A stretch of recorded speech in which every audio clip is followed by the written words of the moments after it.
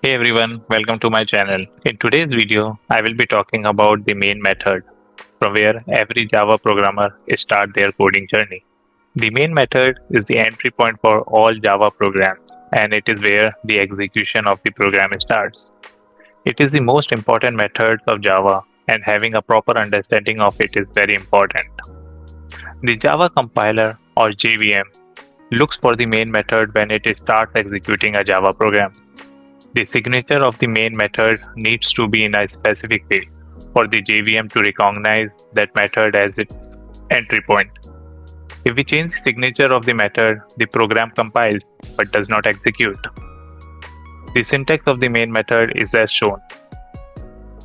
Every word in the public static void main statement has got a meaning in the JVM. The public keyword specifies that the main method is accessible from anywhere in the program. Main method is made public so that JVM can invoke it from outside the class.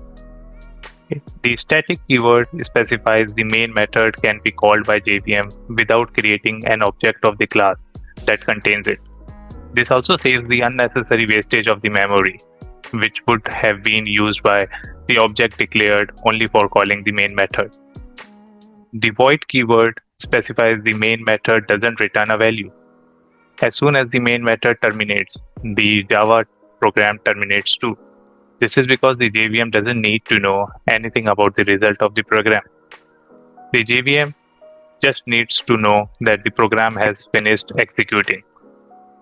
The main keyword is the name of the method, and it's the identifier that the Java virtual machine, which we call it JVM, looks for when it starts executing the program. The string argument parameter is an array of the strings that contains the command line arguments that were passed to the program when it started. Here the name of the string array is args, but it is not fixed and the user can use any name in place of it. For example, if you start the program with the following command, the args array will contain two elements, hello and world. The main method is where you will put the code that you want your program to execute. This code can be anything from printing text to displaying images to interacting with the user. Here is a simple example of a main method.